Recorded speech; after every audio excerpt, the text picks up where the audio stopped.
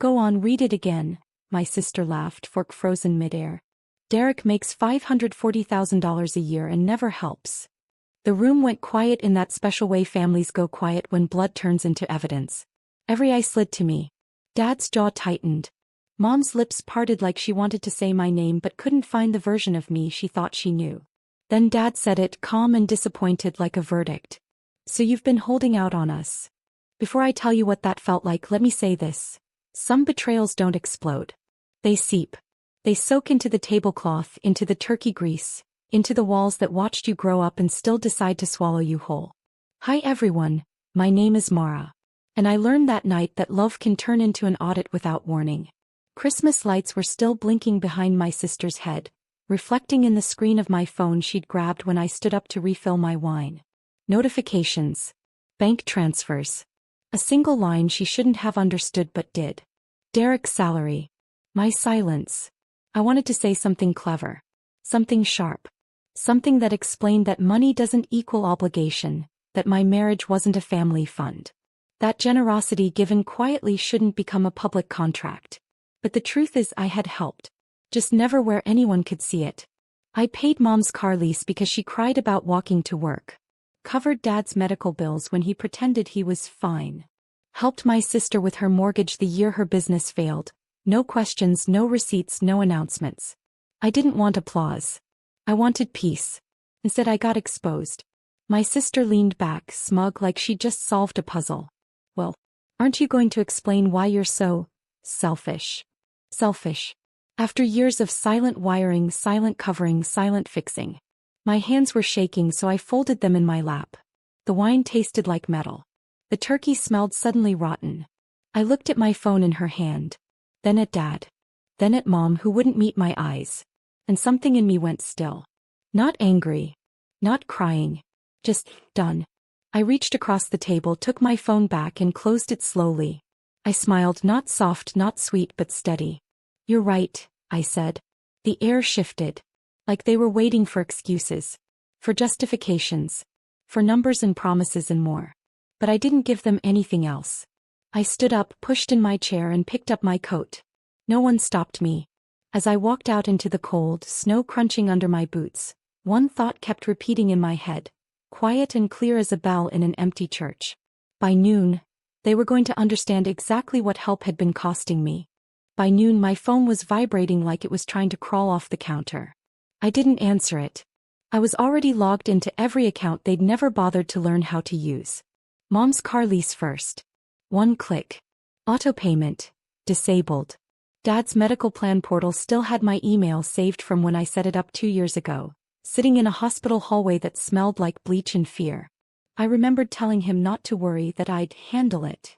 I handled it. Until I didn't. Cancel recurring payment. Then my sister's mortgage account.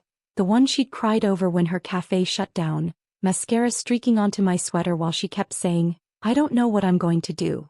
I'd known. I just hadn't told her it was me. Pause payments. Effective immediately. My hands didn't shake this time. The kettle screamed on the stove and I realized I'd forgotten to make the tea I'd turned on 10 minutes ago. I shut it off and stood there in the steam, breathing in hot, wet air like I was in some kind of quiet confession booth. At 11:47 Mom finally texted. Mara, the bank says my payment didn't go through. Did you change something? At 11:52, Dad left a voicemail, voice tight and confused. Sweetheart, the pharmacy says my card declined. There must be a mistake. Then right on schedule, my sister. A single message, all caps. What did you do?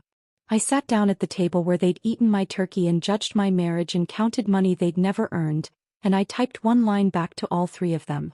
I stopped paying for things I was apparently never helping with. I watched the typing bubbles appear. Disappear. Appear again. And for the first time since last night I felt something warm rise in my chest. Not joy, not revenge. Relief. Because silence is expensive. And I had finally canceled the subscription. Relief didn't last long. It never does when you grow up learning that love comes with invoices.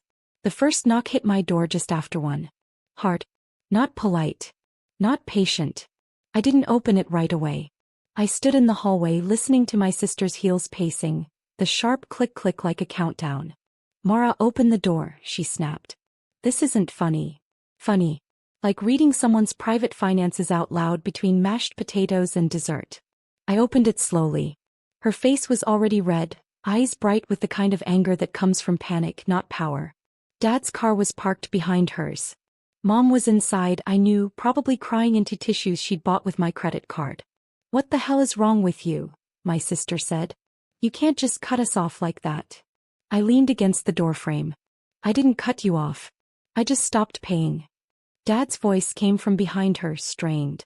"Mara, your mother's car payment is late. Her credit wasn't my responsibility," I said quietly. That stopped him. Mom finally stepped forward, eyes wet. "We didn't know you were helping that much." I almost laughed. Didn't know, or didn't ask. My sister folded her arms. "Okay, fine, you helped. But you're married to a guy who makes $500,000 a year. You can afford it." There was not gratitude, entitlement. I felt something crack open in my chest, slow and clean. "So because my husband works hard," I said, "you get to spend it?" No one answered. Behind them, snow started falling again, soft and innocent, like nothing ugly had ever happened in this family. Dad cleared his throat. "We're family, Mara. We look out for each other." I met his eyes and said the words that had been building for years. Then why did it take embarrassing me at Christmas to notice I was already doing that? The silence that followed wasn't loud. It was heavy. And in that weight I finally understood something that hurt more than anything they'd said. They missed the money long before they missed me. No one argued with that. Not because they agreed, but because the truth had a way of landing and refusing to move. Mom wiped her face, eyes darting between me and the floor. We thought you'd tell us if it was a problem." "I did," I said. "Every time I said I was tired. Every time I said Derek and I were trying to save. Every time I asked you not to put me in the middle of your fights about money." My sister scoffed. "That's not the same as saying you were paying our bills." "Exactly," I said. "Because I wasn't doing it for credit. I was doing it because I didn't want to watch you drown." Dad's shoulders sagged a little. "So what now? You're just done with us?" That question almost broke me. Almost. I took a breath, slow and steady, the way Derek taught me when my panic gets loud. "No. I'm done being your backup plan." My sister's voice sharpened. "So what, we're supposed to magically fix this?" "You're supposed to try," I said. "The way I did for years." Mom reached for my hand, then hesitated like she wasn't sure she still had the right. "Your father's surgery." "I'll help," I said, cutting in gently. "With planning. With paperwork. With finding programs. But I'm not paying anymore." Her hand dropped. Behind her, my sister muttered, "Unbelievable." And that was the moment something shifted. Not in me, in them. I saw it in the way Dad straightened, in the way Mom's mouth tightened, in the way my sister's eyes hardened like she'd just been insulted, not supported. This wasn't a family meeting anymore. It was a negotiation. And they were realizing the bank had finally closed. Dad cleared his throat. "If you walk away from this, don't expect us to pretend everything's fine." I nodded slowly. I wasn't planning to. My sister laughed, short and bitter. "Wow. Derek really changed you." I looked at her, really looked at her, and said the quietest, truest line of the night. "No. He just taught me that love isn't supposed to feel like debt." Her smile vanished. And in that empty space where her confidence had been, I saw something new, fear. Because for the first time they weren't sure what they could take from me anymore. Fear makes people careless. My sister's voice dropped, sharper, meaner. "So what, you think you're better than us now? Because you married rich." That word, rich. Like Derek was a lottery ticket I'd scratched instead of a man who worked 14-hour days and still came home asking if I'd eaten. Dad cut in uneasy. "That's not what she said." But my sister was already rolling. "You always did this, Mara. Quiet, acting generous, then turning it into some moral high ground when we mess up." I felt heat rush to my face. Not anger. Something closer to grief. "I never turned it into anything," I said. "You did. Last night. In front of everyone." Mom whispered, "Please don't fight." But it was too late. The truth was out and now it wanted blood. Dad rubbed his temple. "Your aunt called this morning. People are talking." Of course they were. Christmas dinner had turned into a headline. "Ungrateful daughter hides rich husband while family struggles." My sister smirked. See? Now you made us look bad. That did it. Not the money. Not the accusations. That. You made yourselves look bad when you treated my marriage like a crime scene, I said. When you decided my privacy was optional and my support was mandatory. Dad's voice hardened. So you're just going to let your mother's credit tank to prove a point? I met his gaze. I'm going to let all of you face the consequences of choices I've been quietly protecting you from. Mom started crying again, real this time. The kind that comes when denial finally cracks. My sister stepped closer to me, eyes bright. If you don't turn those payments back on, don't expect to be welcome here anymore. There was the ultimatum. The old rule of our family. Comply or be cut off. My chest tightened but my voice didn't shake. Then I guess you should start getting used to empty chairs at holidays. No one moved. No one apologized. And in that frozen hallway with snow still falling behind them and my front door wide open to the cold, I realized something that felt both devastating and freeing. They weren't here to fix what they broke. They were here to make sure I kept paying for it. My sister let out a breath that sounded almost like a laugh. Wow. So you're really choosing money over family? I shook my head slowly. No. I'm choosing myself over being used. Dad stepped forward then, voice low, controlled. The same tone he used when I was a teenager, and he wanted me to feel small without raising his voice. You're being dramatic. Families help each other. That's how it works. And I did, I said. Until helping became expected. Until no one asked if I was okay. Until my worth turned into a line item. Mom's crying softened into sniffles. We never meant to hurt you. I believed she didn't mean to. But meaning and damage don't cancel each other out. I know, I said quietly. But you still did. For a moment no one spoke. The heater hummed. Somewhere outside, a car drove past, tires whispering over fresh snow, like the world was moving on without us. Then my sister crossed her arms again. Fine. Don't pay. But don't come crying to us when something happens to you. I almost smiled at that. Almost. I already learned what happens to me, I said. I get blamed, audited, and threatened when I stop being useful. Dad's jaw clenched.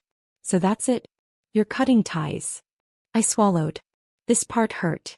It always does, even when it's necessary. I'm setting boundaries, I said. If that feels like rejection, maybe ask why you only feel close to me when I'm covering your bills. Mom reached for Dad's arm, whispering his name, but he didn't look at her. My sister grabbed her purse. This is unbelievable. She walked out first, heels sharp against the porch. Dad followed, stiff and silent. Mom lingered, eyes searching mine like she was trying to memorize my face. I love you, she whispered. I love you too, I said. That's why I can't keep doing this. She nodded like she understood, or wanted to. Then the door closed. The lock clicked.